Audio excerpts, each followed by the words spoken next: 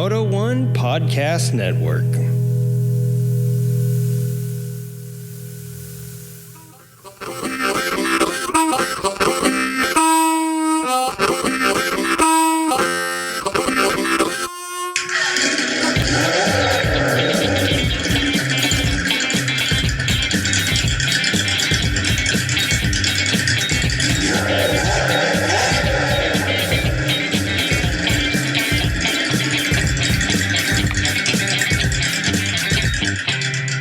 This will do a wheelie.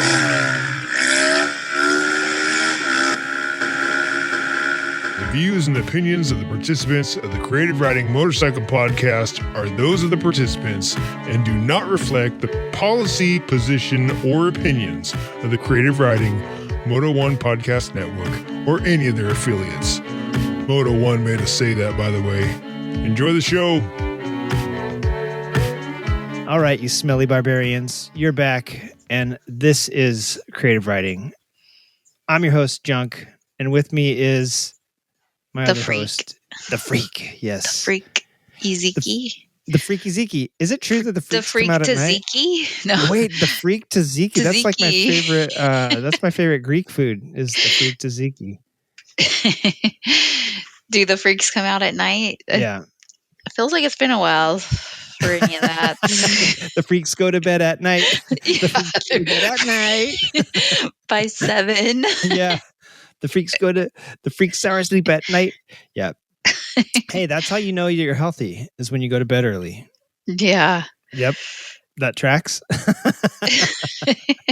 Hey, I want to tell you guys, this is episode 363 of Creative Riding. This one's going to be called the Reboot of Motorcycles. And I know that's going to throw you off, Freak, because we've been talking about nothing to do with movie reboot. I think it's called the movie reboot of motorcycles. And we've been talking nothing about movie reboots, but I got you covered. Okay. So hear me out. We're going to talk about that stuff in a little bit, but I just want to tell you this. Listen to this, if you will. You've heard it's coming, and you're a little skeptical because you already know how it ends. And it's not original. It's a modern reworking or a lazy facade plastered over a substandard edifice. Our subject today is the movie reboot, which is totally going to leave you in the dark because you're like, what the hell? You didn't say anything about movies. But the reason is because movie reboots usually fall into two camps. They're either highly anticipated or they're woefully dreaded. Can you hear my dogs terrorizing a squirrel right now? Oh my God. No. Good. Well, they're not really. They're squirrel friendly. If you're listening and you love squirrels. Anyway, so yeah, movie reboots. They're either super anticipated or they're woefully dreaded. And no one really wins when a movie is rebooted. It's almost as if the original is discounted in that instant because you've taken someone's original vision and a production team's original effort and you completely discounted it for the way that you think it should have looked and felt and affected its audience. Well, not you personally, but unless you are someone who works on a movie reboot. Have you worked on a movie reboot ever? Oh, yeah, all the time. I thought so. So there's movies like The Thing, Ocean's 11, The Fly, Evil Dead, 3:10 to Yuma, The Maltese Falcon, Cape Fear, A Star is Born, True Grit. The list goes on and on and on. But these are all reboots from Hollywood with a couple caveats. And this list is actually from an internet search that was called movie remakes that were better than the original. But I ask you specifically, the Freak, were they better than the original? Don't answer that. That's a rhetorical question. Okay. For those that will never see the originals or don't know that the cinematic experience is a retelling of a previous work, they'll never have a chance to decide for themselves if the original is indeed worth the peak. And my final thought on this is that if it was such a bad idea, why did it need to be rebooted or updated? Why not just make a different movie altogether? Yeah. So, having said all that, my opinion of motorcycles is the same. I don't think it's fair to dredge up a name from the past and release a new platform that steals the legacy from the original. And the boys at Nokomoto have coined the term legacy fraud to acknowledge this. And the couple caveats that I was talking about are, I'm going to squash a beer can. Junk is recording in a pile of beer cans today, by the way. So the caveats that I was talking about are interpretations, like 310 to Yuma and True Grit, for example. These were actually movies based on books and not necessarily a reboot of an original film, so to speak. Like That's what I was going to say, because I was like, I've seen True Grit, and now I'm like, is there an older one than the one I've seen? Which one did you see? Did it have John Wayne in it? Yeah. That's the oldest one. Okay. I didn't know there was a second. A newer one. Yeah, the Coen brothers now did I'm another like, one. I didn't know there were remakes of some of the ones you right. listed. Evil Dead was one of my favorite movies back in the day. I didn't know they remade it, but in 2013 apparently they remade it, and I was like, dude, it's one of Bruce Campbell's greatest like Evil Dead. All the Evil Dead trilogy is what cemented Bruce Campbell in my head as like one of the best actors in the world. I didn't even know they redid Evil Dead, but I guess in 2013 they did. So Ocean's 11's been remade like 3 times now. The Fly, I didn't know was a remake. I thought the 80s version was, with Jeff Goldblum was the OG, but I guess it was like a 1950s movie. And the same with 310 to Yuma. I didn't know that had been done before. The Maltese Falcon, I thought that's already an old ass film, but it's based on a film that came out a few years before. A Star is Born, I've heard that's been remade like 4 times. So yeah. So long story short, the True Grit, 310 to Yuma, those are based on books, and 310 to Yuma was a short story. So those can get away with it because the original True Grit was fairly close to the book in the Hathaway version. He was the director of the original one with John Wayne, but the landscape is totally incorrect, and I'm sure historically it's not correct. Back in those days, they had like a bunch of Italian dudes playing, Native Americans, and the Coen brothers version, that one skews a little bit toward Maddie's perspective, and it's more faithful to the actual setting of where the story would have taken place, and it's a little grittier. So those are just different views of the same book. But when it comes to designing motorcycles, nobody does retro better than Triumph, in my opinion. But in 2015, the motorcycle reboot was in full effect. And that's why we're talking about movie reboots. And that's why we're talking about motorcycle movie reboots, because Dawson and I are going to be talking about motorcycles in tonight's episode. But before we get into all that, Dawson, there's a couple things that we need to do here to make this episode official. Do you know what they are? I have an idea, but I'll let you go for it. Did how about our word of the week? Like the last few weeks? Yeah. Yep. I was trying to get the soundboard turned up and not this blank mics that are going to make it hum in here. Yes. So the word of the week, very, very, that's exactly what we're looking for right now. And this week's word of the week is uncertainty. So I'm going to go ahead and throw this ninja star straight at your head. Don't move. All right. So now the word of the week's official. We can't say it, but you heard it once. And if you didn't hear it clear enough and you say it, that's fine. I need to get rid of this box of junk, and hopefully one of us says it. So with the word of the week being official, let us know if we say it, and I'll be able to check the transcripts later and verify. Nobody called in on last week's word of the week, so that's interesting. We also have highs and lows, and I want you to start off first, since we haven't talked in a couple weeks, and let me know what's been going on with you. What's been your highs and what's been your lows? Okay. My high was I did get out to Babe's Ride Out a couple weekends ago in Borrego, but I only went for a couple. I got a day band.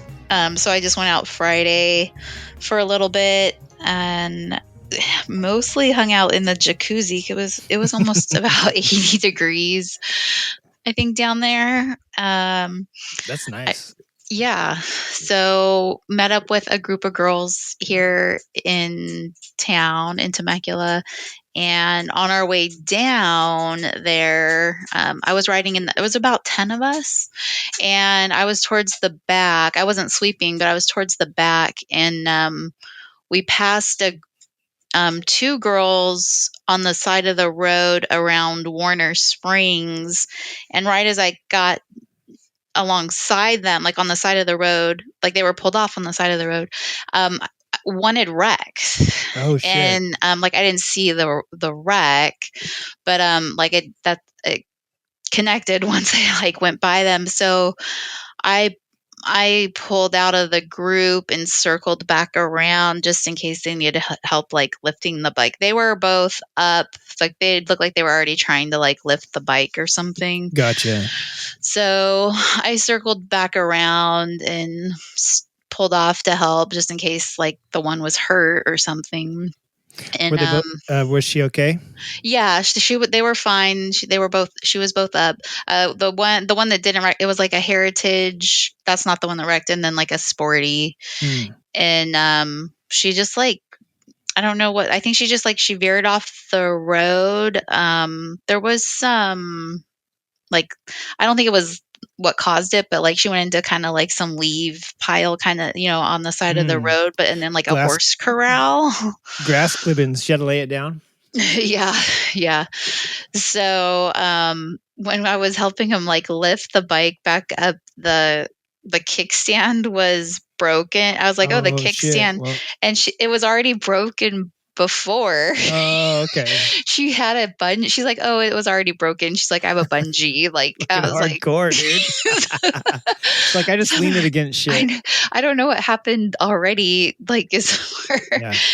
But everyone was fine, and so I hung out with them till they got the bikes was fine and started. So I ended up kind of hanging. She was like a newer rider, and so I stayed and rode back down with them because I knew the road is like Montezuma going down to Borrego's like super curvy, and I was like, she's gonna be like all in her head and things from that. So I rode with them just to kind of in case something came up. Is that possibly what happened? Was the road curvy where she went off? Not really. Yeah, this looked more of like a distraction kind of thing. Yeah. Checking to make sure her Instagram story was recording, and then she goes into the ditch next to a pile of horse shit. Yeah. So it was fine. And then when we started going down the very first curve going down to Borrego, like she went in really hot on the far right. I was like, oh no, like not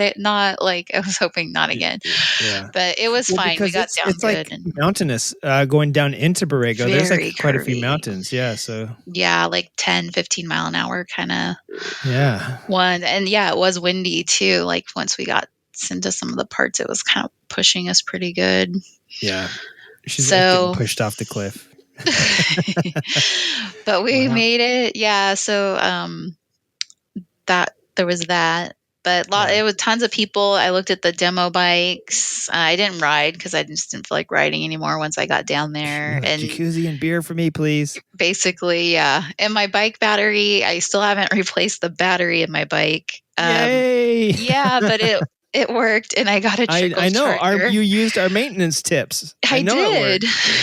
It worked. I poured all this shit on my battery, and it works now. Exactly.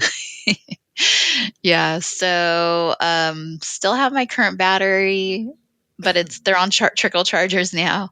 Oh. Square. Yeah. And I took my lawnmower battery out and put it in there, and it works just fine. There you go. That's what I wanted to hear. Yeah. Thanks, took a bunch John of old Deere cell phones and strapped them together, and yeah, that's rad. That's rad. And yeah, we got a bunch of thank you letters and one lawsuit from that episode. So we're working through those as we read them. I might just lose the lawsuit one. Yeah, that's awesome. And that was fun. Just so people know, Dawson is pretty amazing rider. You've got, I don't know how many miles you've put on bikes now without crashing, but I think you've only fell over in wood chips before, right? Yeah, that and into my road. I live on a dirt road, so kind of similar thing, just like some loose gravel turning into my road. Yeah. So you're pretty hardcore. Crash, but yeah, you're pretty hardcore in that you haven't later down from the grass clippings. God bless. Yeah, knock on wood. Yeah. That sounds like a lot of fun, actually. And we were joking around. I was like, hey, did you go to EDR this year? And you're like, nah, I went to visit out. And I was like, dude, way more boobs and less choppers. That's my type of scene right there. Yeah. Yeah. I saw quite a few videos that EDR looked good. I heard it was a little slower from like the last few years, but you know how many dirtbags don't have their passports? Probably they're like, oh man, like really, really are sort of ramping up at the security at the border. goes the both ways. Stop now, right? So and have that special FMM. I forget what it stood for, but I looked it up, and it's like the Federal Motor. It's basically like a registration of the vehicle coming into the country, and it's what I've seen when people go to. I forget what the hell they call this when people that have traveled across like Europe and across Africa. It stands for Forma Migratoria Multiple. Okay, your Spanish is wonderful, by the way. And, Forma so it's like Migratoria Multiple. Yeah. So it's basically, I think, just a form for you and your vehicle, not just because your passport's for you. So I think this is like a passport for your vehicle. And if you've ever watched Long Way Round or Long Way Up or like Itchy Boots or C90 Adventures, any of that stuff where people are traveling across different countries, most of the time you have to stop and the bike has to come into the country and you have to come into the country separately. And I think that's basically, they've never enforced it ever when I've gone to Mexico before, but now, of course, with our country saying, hey, why aren't you tied at the border? They're like, all right, you want us to get tied at the border? Boom, here. And so I bet you there's a bunch of chopper bros and chopper honeys that don't have their passports potentially. And also didn't have that form filled out. But so now you need the real ID. Oh yeah, that's right. The this is the year I think that you need the real ID. Yeah, it's just like this week or the last couple of days, or a valid passport if you're don't have the right.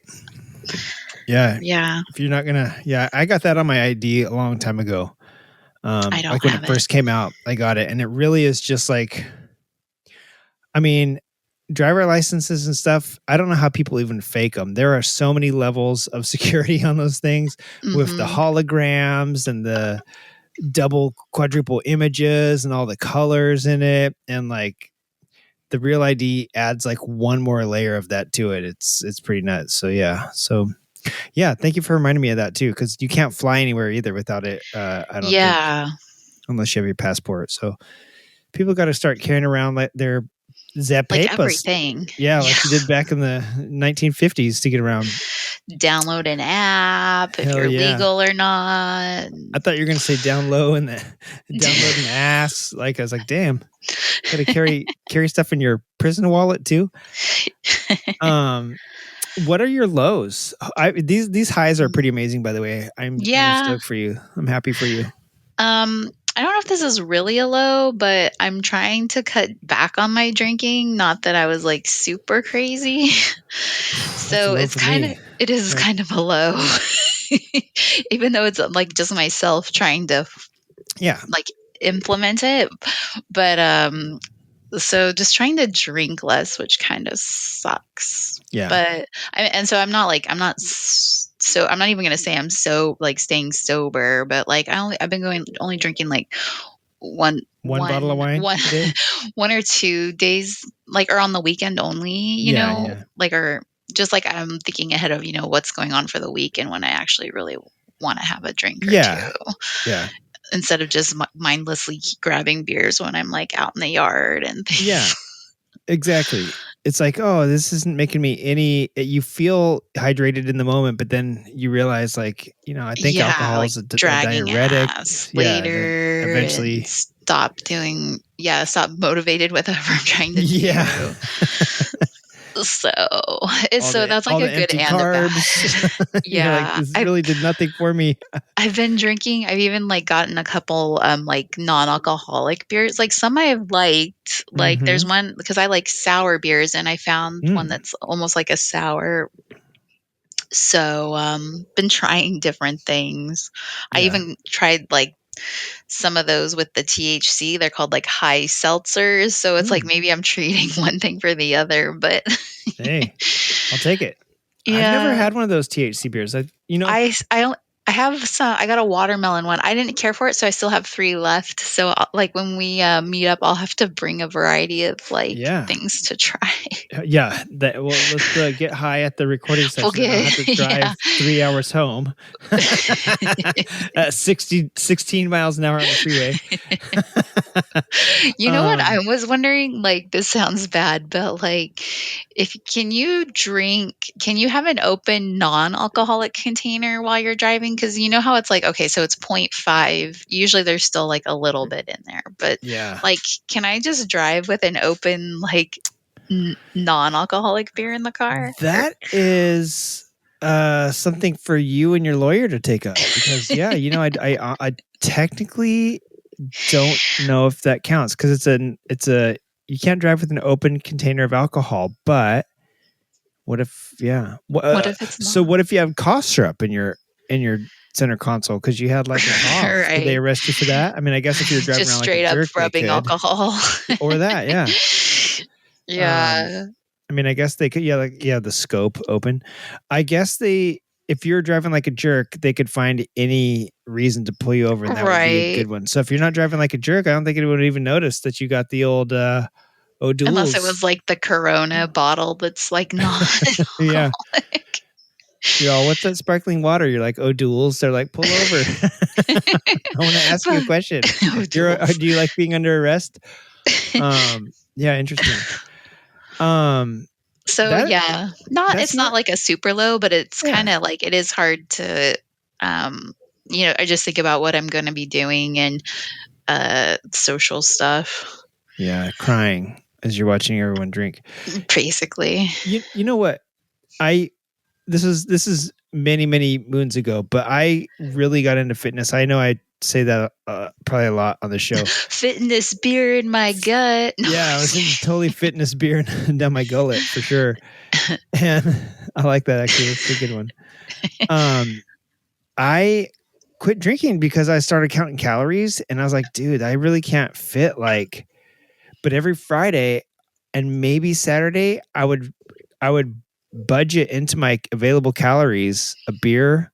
Mm-hmm. And it was usually had to be light beer, because then if it has too many carbs and stuff, it throws, there goes your macro count, Yeah. So I would budget beer or a glass of wine into my extremely regimented calorie counting diet for Friday or Saturday, and it worked out great. And you know what? I really didn't miss it. You kind of forget about it after a bit, and you just realize that you kind of do it just because it's a habit. So good on you. And that feeling of the FOMO feeling, what am I going to do in social situations? It'll fade out. Yeah. Yeah. I was camping with my friends, and basically we're brought the beer, all we're drinking this weekend's beer, and we're eating just a bunch of gross meat.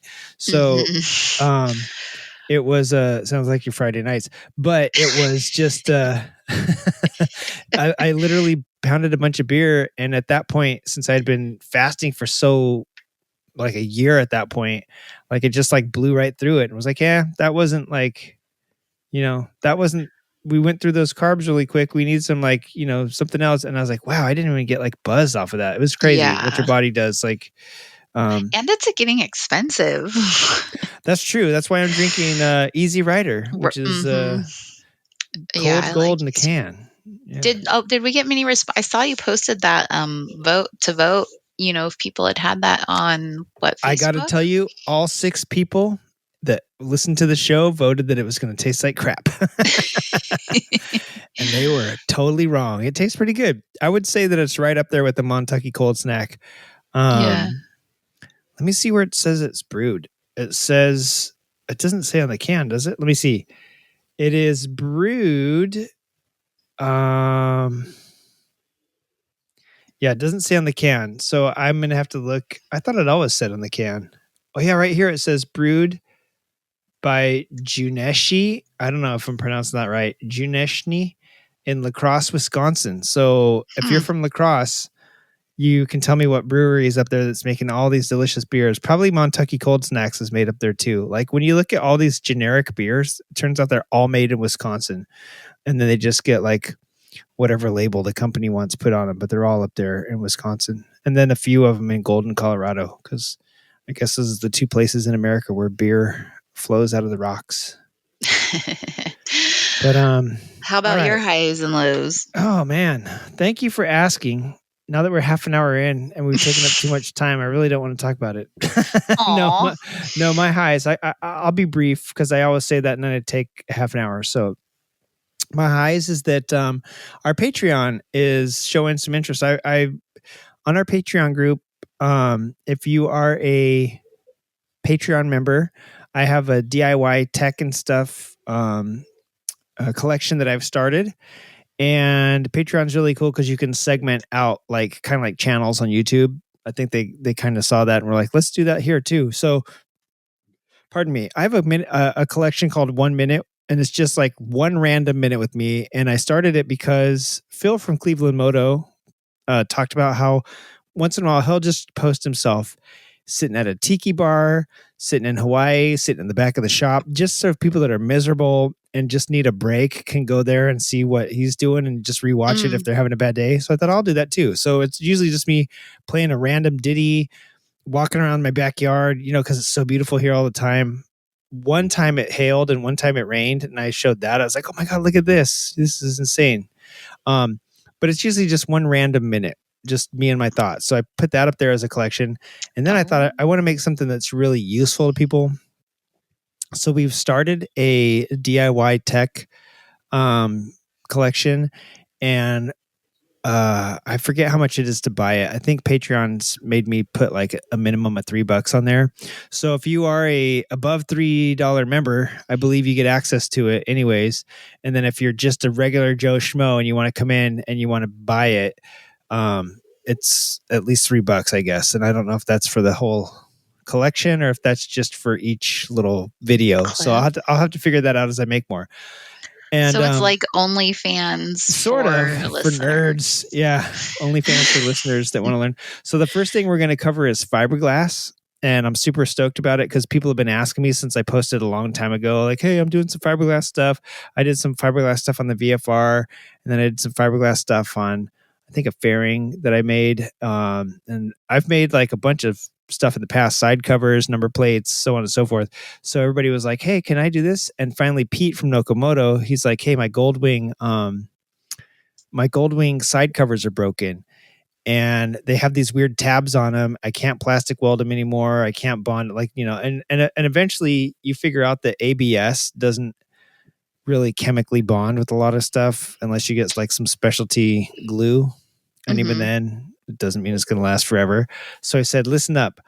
I'm going to finally do it. I'm going to finally put our some fiberglass up on the page. And even fiberglass doesn't last forever. Like you could totally, crack and break fiberglass. Racers do it all the time, but the reason they do it is because it's so easy to fix and replace.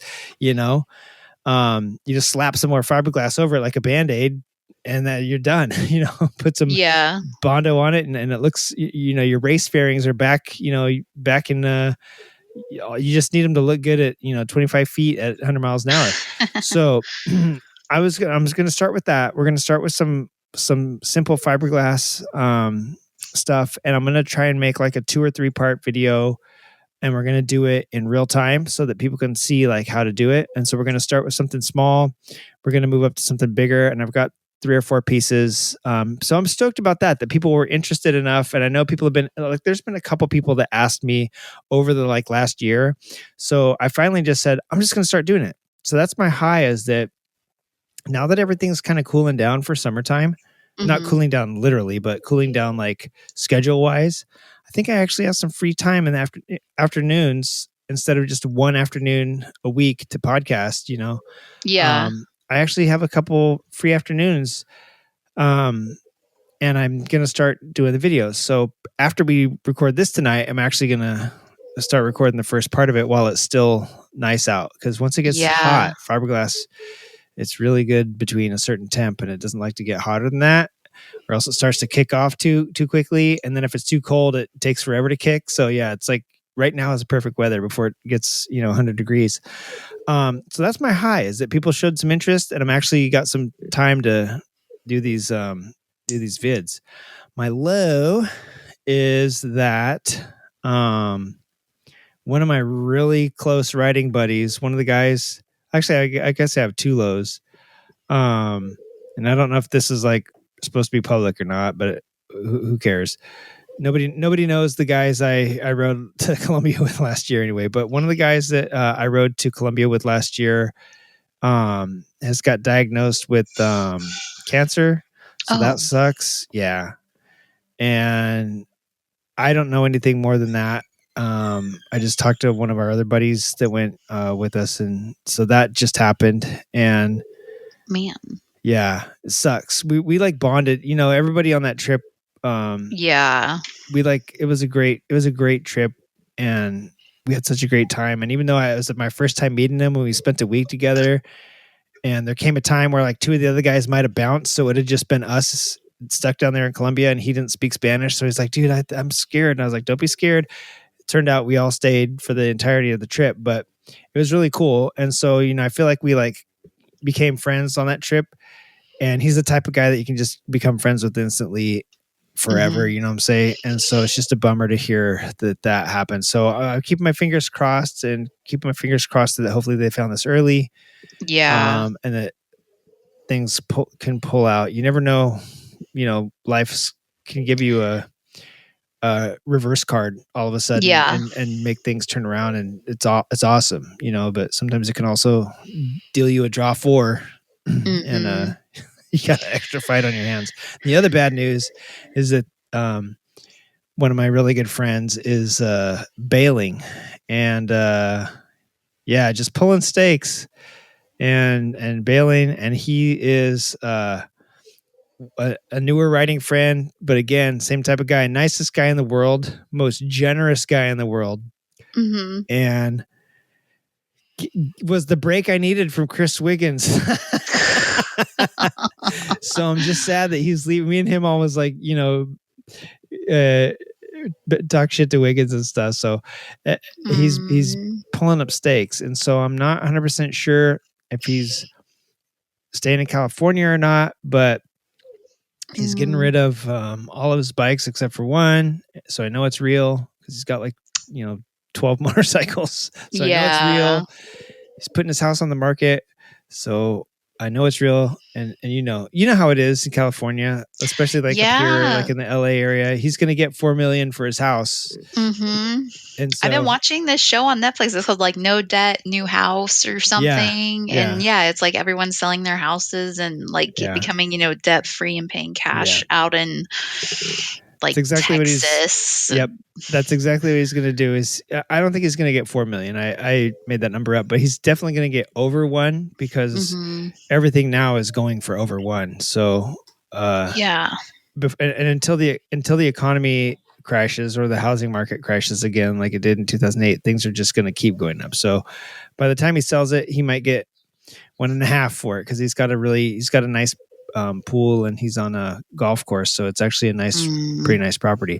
So long story short, two friends, one in an uncertain moment. I almost said the word of the week. I said a variation of it. Does that count?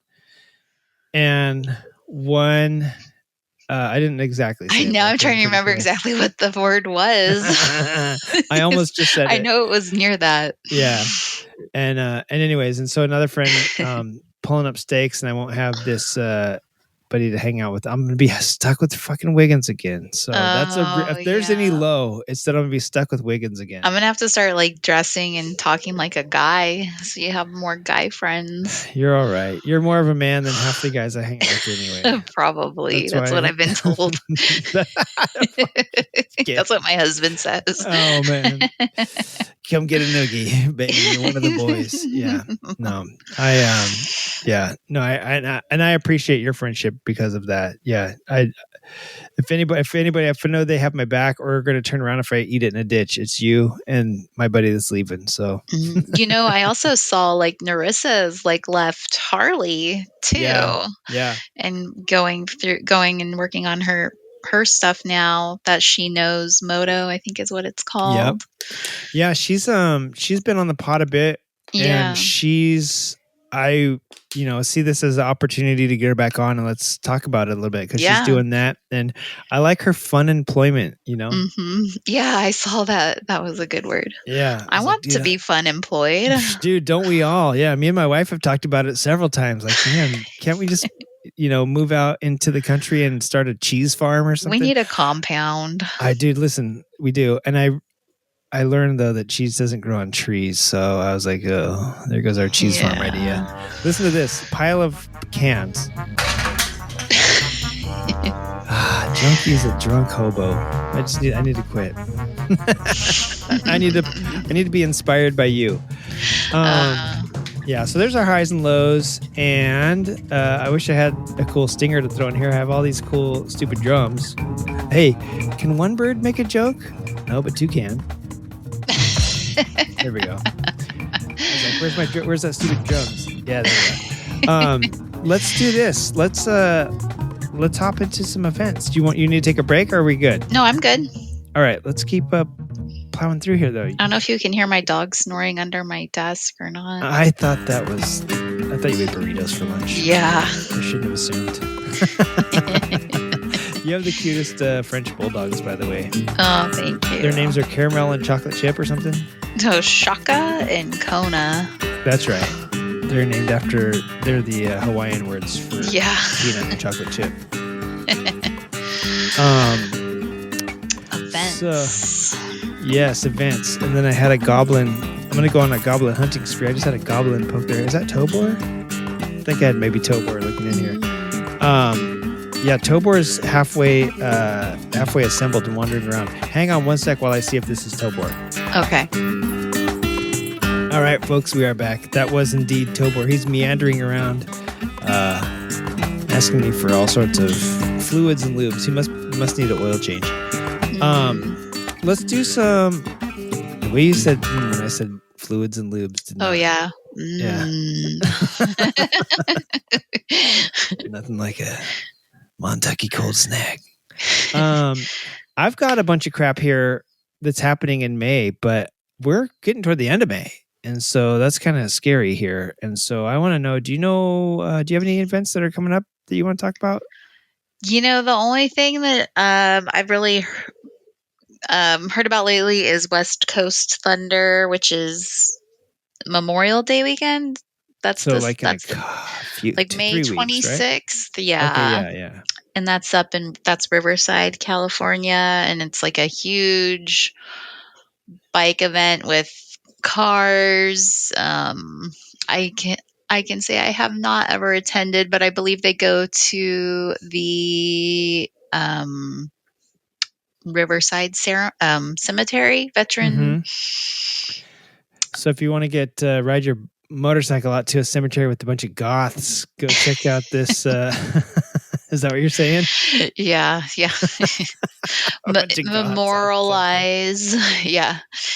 That's really the only event I've been slacking on riding and any kind of bike stuff. Honestly, I'm a poser lately. Yeah. Well, I didn't mean to say yeah. Like yeah.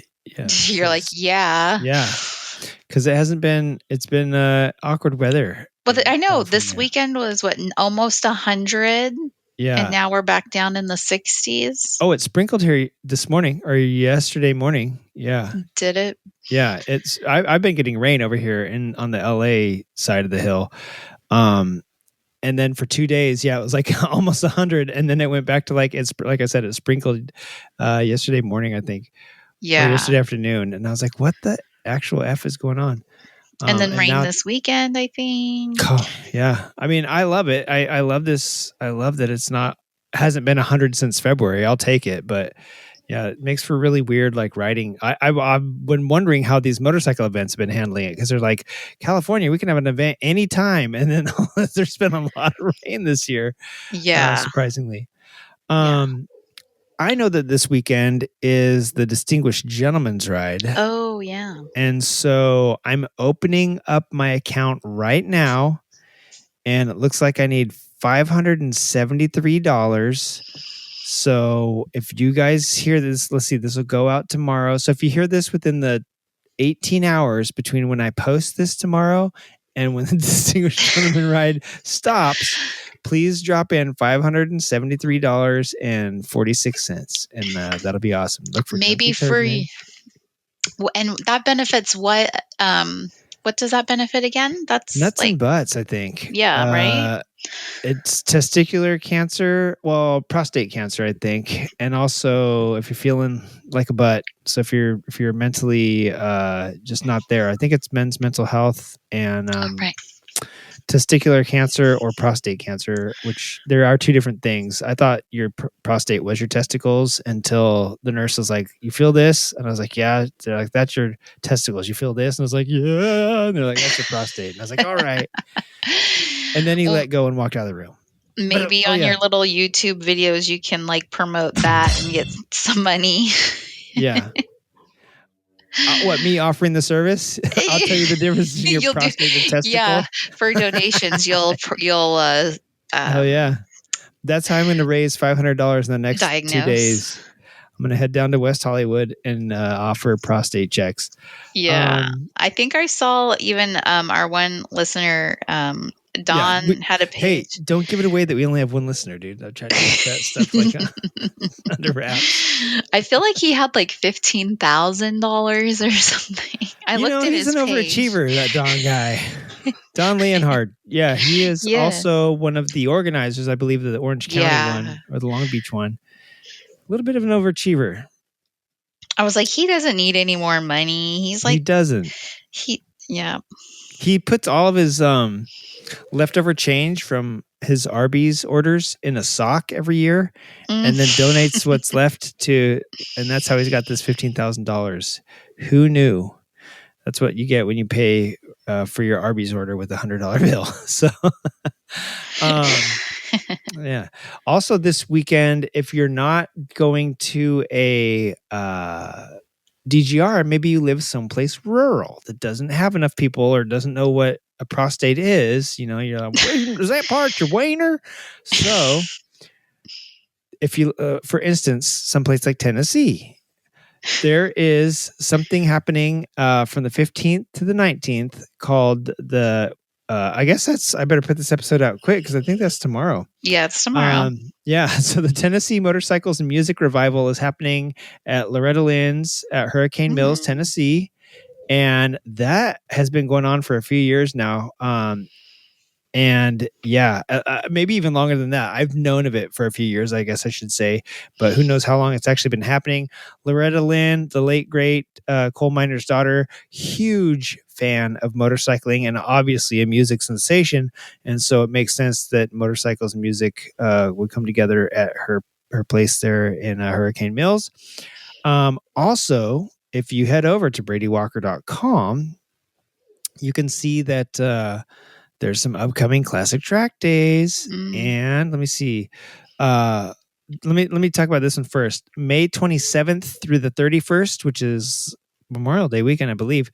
Americade is happening. The Americade Touring Rally at St. George Village, New York. I believe this is like, I have it right. No, I don't have it here. I think this is like, I want to say Americade was started in 1980 or 80 something. So this has got to be like the 40 something Americade rally. I believe it was started like in the 80s. So yeah, this is it's been going on for a bit and it's really, really big. St. George Village looks beautiful. And what's more beautiful than a small New York town full of motorcycles? Also, if you're on the West Coast and you're down south, May 31st is going to be a classic track day at the Streets of Willow. And so come check that out. It's going to be the regular, come on out with vintage bikes, older sport bikes, just not your, if you have something that's within like the last 10 years and you're like, want to be a track assassin, there's literally an organization called Track Assassins. Go to that. If you got like an older sport bike, or you're just starting out for the first time, or you got something vintage, come on out to Brady Walker's Classic Track Day happening May 31st, the Streets of Willow, at the newly purchased and repaved Willow Springs Raceway. I was talking to him about it. He said it's really bitchin'. I do not know if they, I'm not 100% sure if they repaved the streets too, but he said it's looking really nice out there. And so, yeah. June 6th through 8th, the Happy Valley Rally is happening. It's an off-road Sportster rally in Wellsboro, Pennsylvania. So if you're in the Pennsylvania, if you're like a vampire, isn't that where vampires come from? Pennsylvania? I think so, yeah. I think that's where Dracula was from. Check that out. And I think it's cool that it's an off-road Sportster rally because I think a lot of people actually scramble their Sportsters and don't get credit for it. You know, like there are some pretty off-road Harley-Davidsons. I don't know when this one's happening, but speaking of off-road Harley-Davidsons, let me think. Rusty Butcher, he has something happen at Hurricane Mills, I believe. That's like going to be obviously Sportster related. So check that out. And let me see, June 7th through 8th. This one's going to be good. Here in SoCal, the Pasadena Motorcycle Club, who's been around since like 1947, I think. So they got a couple of these under their belt. This is going to be the 79th annual Greenhorn Ride, and it's basically a 500-mile trip around SoCal, California, and it's free to join. You just got to register, and you got to meet up at the I forget where their meet spot is. Might even be at the clubhouse in Pasadena. Yeah, they're going to ride around. I'm not going to, if you go to their like Instagram, you can see where it's going to be stopping at the first night. I'm not going to tell anybody because, you know, I don't want to ruin it and have a bunch of people show up that didn't like register and stuff. So yeah, they do a really good, it's totally free. So, you know, if you're going to go, just go. I'll check it out. And any bike can do it. So June 7th through 8th, I plan on going unless, we have a baseball, we might be in playoffs then or all-stars. So if we're not, I'm going to go. If we are, oh shit, hang on. 7th, 8th, and 9th. 7th and 8th. I may be at a work event actually. I'm looking. Oh, I see where this is at. Yeah. Is that a Saturday, Sunday? Or is that a Friday, June Saturday? 7th. That's a Saturday. Oh, and you know what? I'm camping in Big Bear that weekend. Damn it. Yeah. So. And that's like my favorite place to go. Yeah. Where it's at. Yeah. It's so nice up there. We usually do like a Memorial Day camping trip. Me and Wiggins and a couple other buddies and go up that way. But yeah, so yeah. So it's going to look good. I actually think my work trip is that Monday. So maybe I will go to this. It'll be a nice unwinder before I have to go into work for, yeah. Spend a week learning new stuff at work. June 22nd through the 29th is going to be the Scooter Cannonball, which starts in Pendleton, Oregon and ends in South Padre Island, Texas. So that's going to be quite you could say from coast to coast. It's from the West Coast to the Central Coast, California. The United States is blessed with 3 coasts, really. We have the West Coast, the East Coast, and the Southern Coast. So it technically is from a coast to another coast. But when you say coast to coast, people usually think from east to west. They forget that we have the Gulf of Cum, which is Cuba, United States, and Mexico. And then June 27th through 29th is Motoblot. That is a motorcycle music rally, 3 days, 4 nights, Chicago, Illinois. That's all you need to know. Bands out the wazoo, motorcycles out the wazoo, and cars, fashion, art, like you name it. It's 4 days, 27, 28, 29, and then whatever the last night is. So yeah, 3 days, 4 nights of wildness. And I want to go to that one night. I was in Chicago 3 years ago or 2 years ago when it was going on. And I was like, oh, damn, if only I wasn't there. Like, we just didn't have enough time to do what we were doing with our friends that lived there and scooch out to see it. But man, like what a great, now that I've been to Chicago, I think it'd be pretty fun to go see that. That is it for the events. Do we need to take a quick break? Are you ready to jump into? I'm okay. All right, let's jump into. I wish I had a stinger here. There we go. Let's jump into some bike updates. I'm sorry, I jumped too far ahead. I'm supposed to ask you what's looking creative this week. The freak, what's looking creative this week? Have you been stalking that guy? No. I even thought of something and then I forgot. Well, hey, you might have forgot, but you went out to Babes Right Out. I'm sure you saw some creative stuff out there.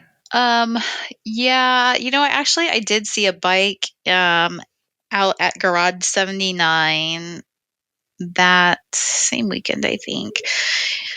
And I took a picture because I didn't really know. It's a Harley chopper, but that's all I can say about it. I just liked it. I'm looking at my picture to see if I can really tell. I would have to post a picture that it's just a simple chopper that caught my eye. I'll have to send it to you. But no, the original one that I first liked, that guy's garage is still shut. So I can never see that bike again.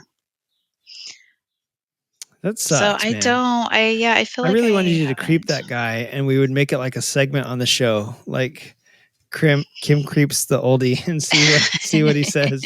It's you and him become what's the word I'm thinking of? You and him become unexpected buddies and just start working on this bike together. Oh, what the hell is that? It's like an old iron head or something. Yeah, that's the. Oh yeah, actually, I think it's just I looked at the VIN and I don't think it's as old as it looks. Yeah, because you can see the. Yeah, it's not as old as it looks. Yeah, that's like a 2000 or newer, maybe mid 90s or newer, so that's not that old. But yeah, it just caught my eye. Some little it's old sporty though. Pretty cool. I like it. I do like it. I like the every Sportster needs to have or every sissy bar needs to have a little bit of chain on it, and I like it the way this one is because I don't know if that's just the frame around the license plate, but I feel like it's a place for you to hook. If they did weld that chain to the sissy bar, it's a place for you to hook bungee straps to, and that's pretty smart. Yeah. That same day at Garage 79, I did see another Harley I liked, and it was just mainly because of the colors. I don't know if it was a Fat Boy or something, but it was the cream and the orange all over. But then I noticed he had, and I'm assuming this was a good soundbite. An accident. It had a padlock that wasn't locked down by his brake. Huh? That was his linkage.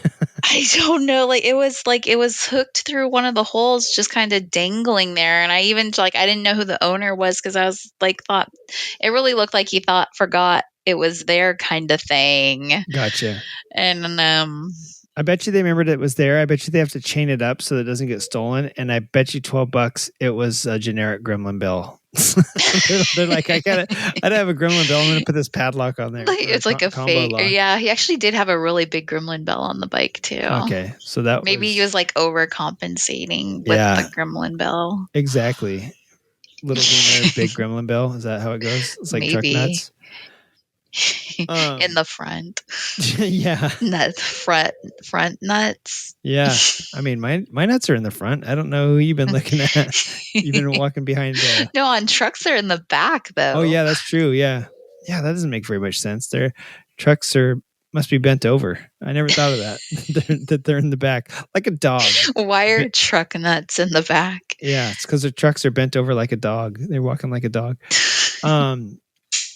So now that I see my creative bike and it doesn't have nuts on it, I don't want to talk about it. I saw this bike on Instagram, and of course they had some big write up on it about how the owner has a bunch of gremlins and he's needed this chopper to get him through. I don't care about the story. I like the execution. The bike is a CB 125 1974 Honda. They chopped it out, and that's what I love. I really love that they did a really good job on the paint. Excuse me. Did you? Okay. And on the tank it says sabotage I don't know, Barbones. Oh, what does it say on the tank? Oh, sabotage cabrones. That's what it says. That's how my Spanish is as good as yours I've today. got big cojones. That's what it It says said. I got bigcojones.com. It's got some really nice pinstriping, and I wouldn't even call it pinstriping. It's almost like circus. I don't even know what they call these little designs on it, but it's like you would see on like circus carts or gypsy carts back in the day. And yeah, it's a really sick. The helmet matches the bike, and the bike is color coded as powder blue and red. And then it's got like a rear tail light that says "fuck." And I was like, dude, I'm gonna put that on one of my bikes. Like it's pretty cool. It's just a really cool build. And the fact that they used a little CB125 to do it is, says that like this bike was designed and didn't have to be cool, didn't have to be like a V-twin chopper, or didn't have to be like authentic 70s chopper. Yeah. They made a chopper out of whatever they had, and it's really I love it. I love it. I think it's great. The execution for sure is awesome, and all the things that make choppers awesome, like when they're kind of minimalist and when they're kind of like literally chopped down, why they call them choppers. Yeah. This thing has all that. So no sissy bar necessary. No, 18-foot long front forks. It's got some really long exhaust pipes, which make up for that. And the execution's really good. So I've put it on my story, but I think I might copy this link and put it up on our page just so people have something to reference now. But yeah, that's what I did see. Sorry, I did see a bike. So I only saw the back of this bike. I was behind this guy riding, and it looked like an old bike, and I kept trying to like get in a different lane so I could see to tell what it was, because I don't think it wasn't a Harley. But the whole way, I'm behind this guy and I'm trying to look and tell, and it's like I probably would have gotten in an accident and try, or say I even did get alongside him, and then I'm like trying to take a picture of his bike, and then I'd get then he'd get all pissed off and be like, pull over. I'm gonna get one of these days, this creative bike thing's gonna like get me in trouble. It is. Hey, looking in people's houses. The president told me now that we've dealt with all of last year's lawsuits, we've got bail money. So don't worry about it. He'll pardon me. He will. He'll get you. We'll get you out of the clink. You get the slammer. We got you. Yeah, speaking of that too, there was somebody that pulled up behind me yesterday or a couple days ago, and I was in my car. So I'm like, and I got like motorcycle stickers all over my car, like look out for motorcycles. So it's like, oh, no, they know I ride, Yeah. And I took off, and this thing was happy valves, tappy valves. Like it was loud. And I was like, what the fuck is it? And I couldn't tell what it was. From behind me, I didn't even hear it when they were behind me, to be honest. And it had like a LED headlight, bar end mirrors, looked kind of Chinese. So I was trying to figure out what the hell it was. Mm-hmm. So I didn't get a good look at the rider, but I'm going to ask you. I pulled away from the light and turned on the street, and I was like, I'll let him pass me. The dude didn't pass me. And I'm driving like 5 over the speed limit, and he's getting further away in the mirror. So I really slowed down. I'm coasting at this point. I'm doing like 10 under the speed limit because I want this guy to catch up to me, because that's, he's probably like, this guy's driving weird. He's probably drunk. I'm like going to get as far back away from him as possible. Well, also I always do like 5 to 10 over the speed limit. And he was doing this literally the speed limit. So I'm going to ask you, because I didn't really get a good look at the rider, but here's what I saw. It turns out it was a Triumph when he pulled up next to me, or she. It could have been a lady for all I know. Mm-hmm. But the person was in high vis jacket and a black kind of cool helmet with the dark visor, dark flip down internal visor. So light, a clear shield with the internal visor. Mm-hmm. I still couldn't see the face though to see if they were young or old. But then the back of the helmet was high vis too. So I want to know, in your opinion, was this person on this old, and like I said, this Triumph was loud as fuck. And I looked it up, and it's like an older Bonneville. It kind of had the square heads. It didn't have like the rounded heads. Mm-hmm. It kind of has these square heads. That's why I thought it was a Chinese bike. After they turned the corner, I was like, ooh, this loud ass Chinese bike with like LED headlight. Well, what is they take an old Bonneville and like put a bunch of new shit on it. So it had black cast wheels and it had the square heads. And I was like, damn, what year of Bonneville is this? Totally didn't look like a Triumph. I was really surprised, and it was loud as fuck. So I was like, this isn't brand new. But so person riding a Triumph, obviously riding the speed limit, so fucking slow. I had to like coast, and then the light turned red in front of me, and I was like, thank God, because now I have a reason to stop, because I was like, I really wanted to see what type of bike it was. So I stopped, and a good 5 seconds later, they pull up next to me. So they're driving the speed limit. They're in full high vis, and they're on an old Bonneville. Is this an old dude who's like 79 and still riding his 20 something Triumph? I don't remember when Triumph came back into business. Or is this a young guy that's scared and just getting into motorcycles? And I'm guessing it wasn't a lady, and just because of the build of the person, I'm guessing it was not a lady. So I'm gonna go with it was a guy. But old guy or young guy? Total high vis, riding an old clapped out Triumph. Yeah, I'm probably an old guy. I don't know. Okay. I feel like a younger rider might not be on that. Yeah, they'd have like a Ninja 500 or something. I mean, I see plenty of those around here. And I feel like, even like the high vis, I feel like is more, when there's like a lot of high vis, I feel like it's a more experienced like person that's like, they don't care what they look like. They just want to be safe.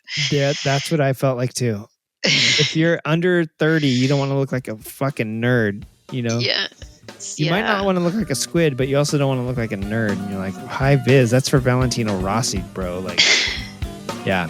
So I had the same feeling. I had a feeling it was an old guy on his original Triumph, and it was just tapping away. So very interesting. Next segment that we got on our list here before we get to the main event is bike updates. Have you done any updates to your bike? It sounds like you might have got some technology actually for those weak ass batteries. Just some trickle chargers for each bike that's plugged in now, and I haven't really done. Let's see, I can't remember. I got it actually cleaned somewhere. Nice. I've never had like taken my bike somewhere to get detailed or cleaned, so I had that done. I hope it was a dude in tight shorts.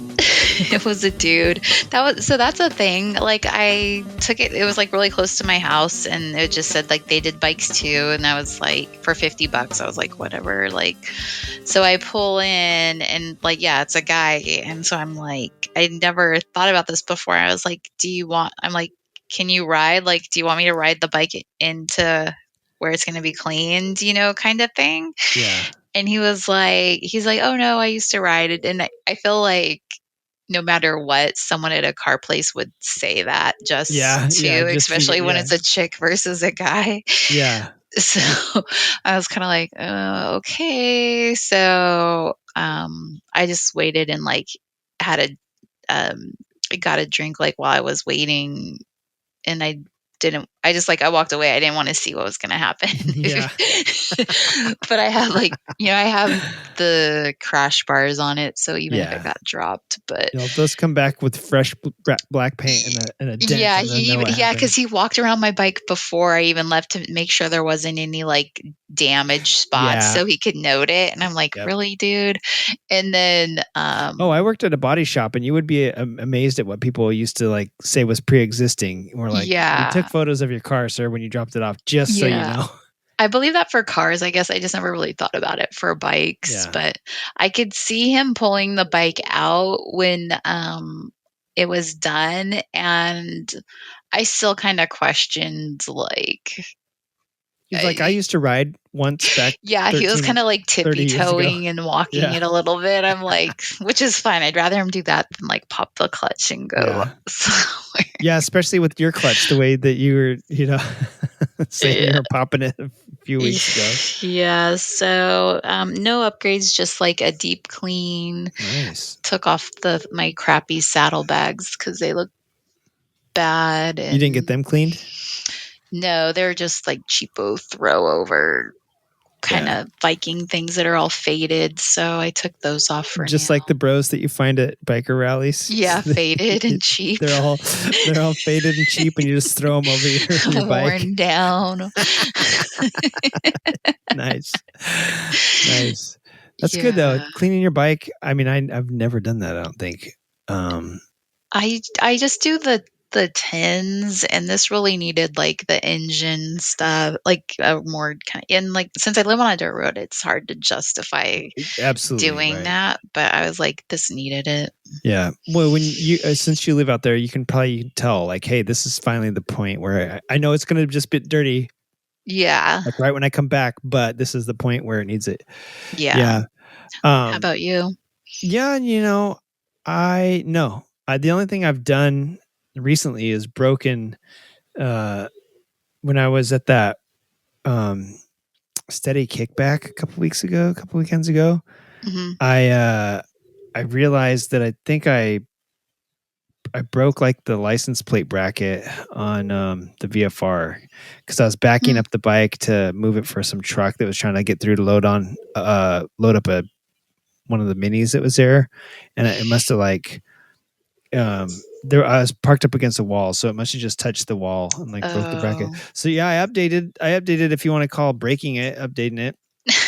You weren't like popping wheelies and I was not dragging the license plate. Nope, not doing that. On a side note, I have started to restore Spamula a little bit. I've got some included with our oh yeah, I saw some pictures. Yeah, I took Spamula off and finally sanded the tank. It had been I forget when I fully sanded it last down to bare metal, but it's been sitting like that for years, and I park it in the garage so it's never got rusty. However, just the dampness in the air, if you even touch your bike, like I touched the gas tank a while ago with bare hands, and the next morning my handprint was there in rust because the oils on your skin will rust bare metal.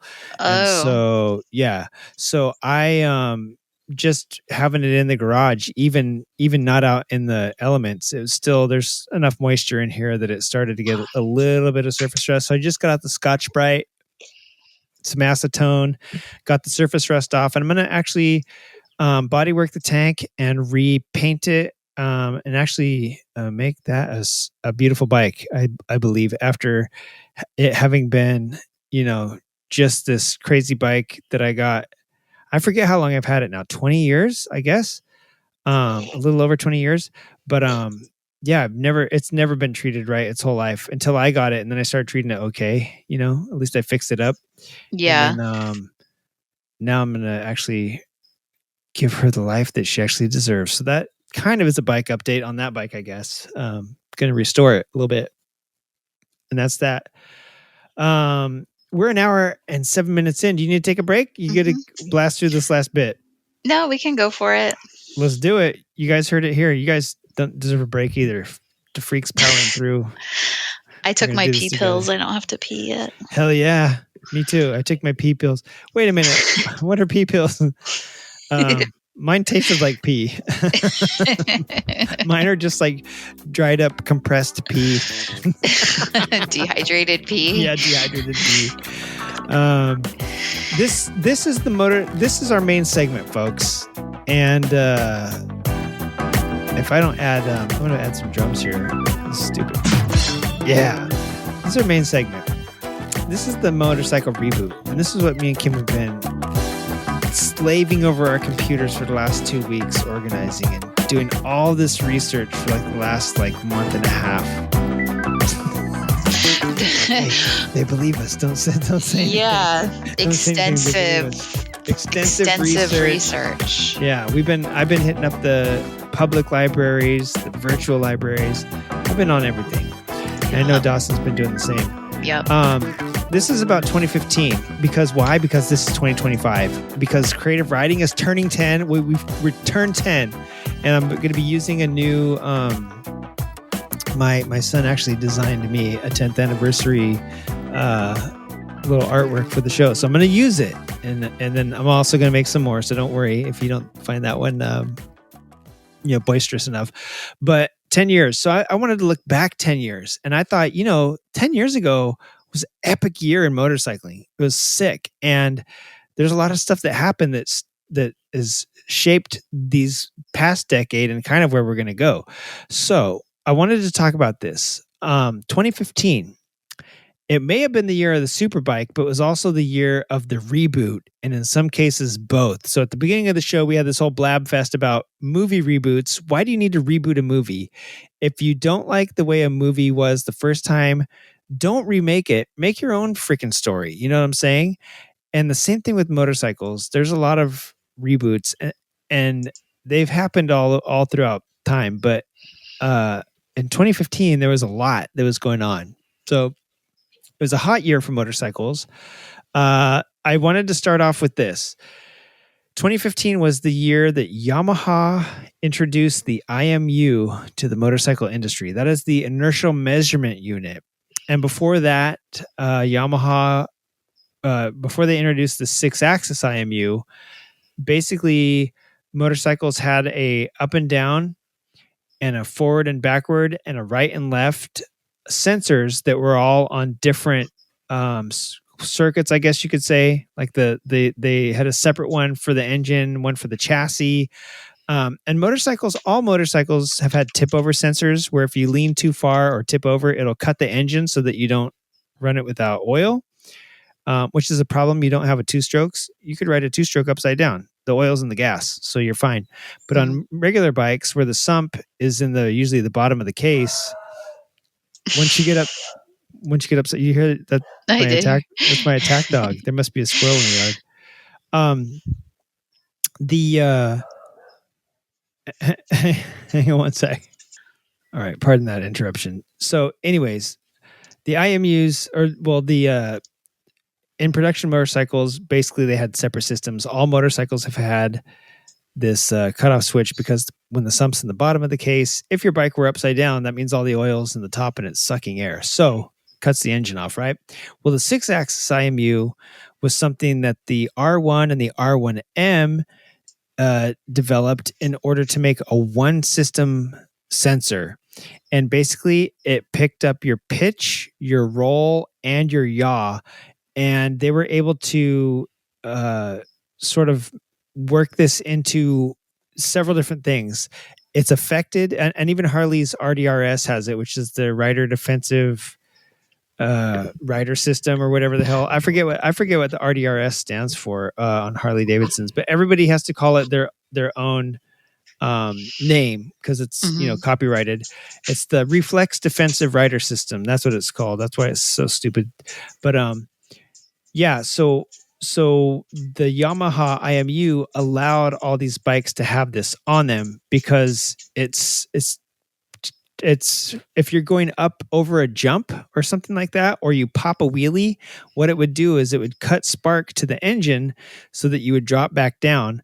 And if you're leaned over in a corner and you're putting on all the brakes, it would not let you put on all the brakes. Otherwise, you're going to lock them up in low side or worse yet, high side. So it was basically the device that let vehicles start to get all these like crazy systems where it prevents you from crashing basically. And it doesn't prevent you, but it helps mitigate that somewhat. So that the 6-axis IMU came on the R1 in 2015, huge year.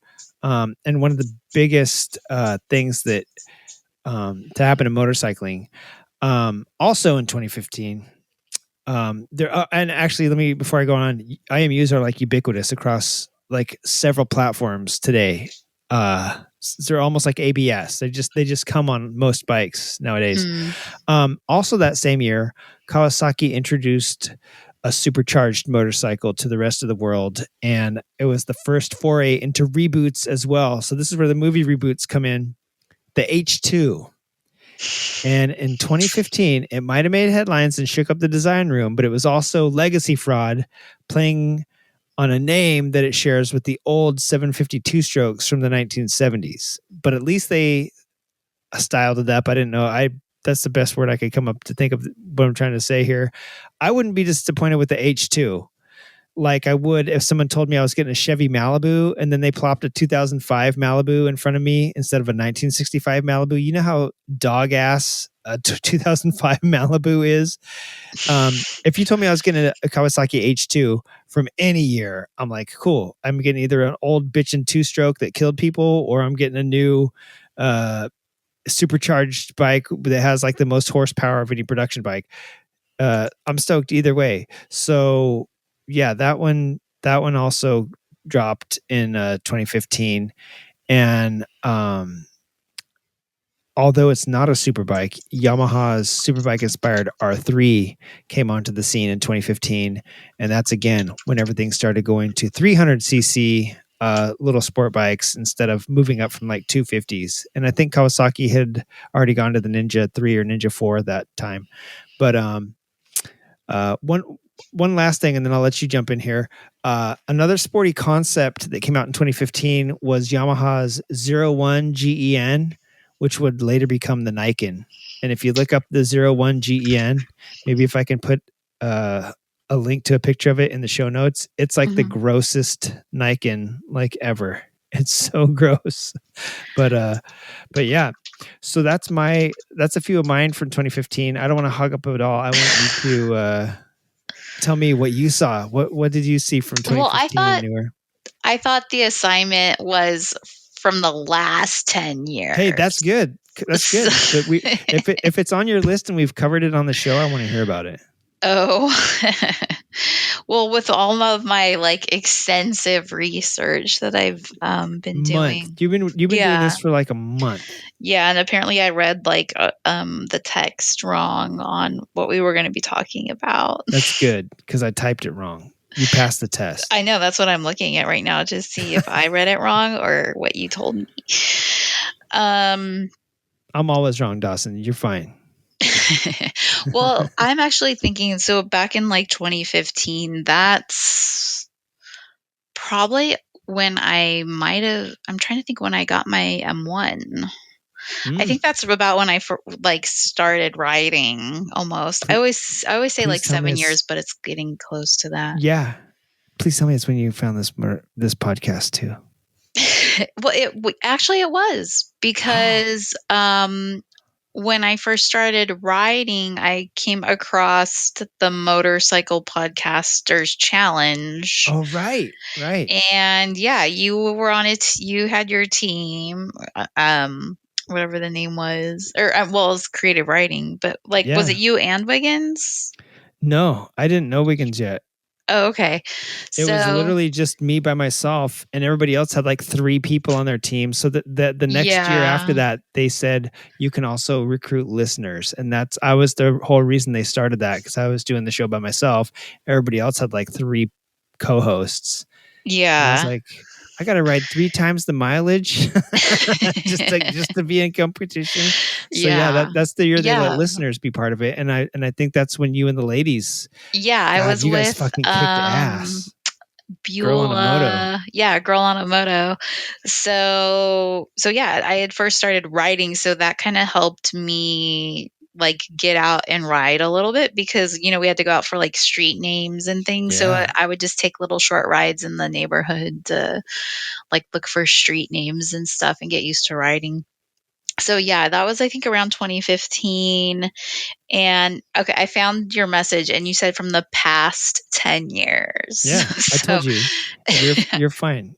Okay, fine. So but this was one of, it was my second bike, but the Rebel 500, which I think that came out in like 2017-ish. But yeah, that was one of my first bikes, and I think that was a good one from the last 10 years as far as like a beginner bike. And we had that kind of like cruiser, more modern cruiser feel with the lightweight, not so clunky as far as like a beginner bike. Yeah. And so I just remember, that. And then what my rider's course was like the Harley Street. And the 500s. I don't remember what size the street was. I feel like it was a 500. Yeah.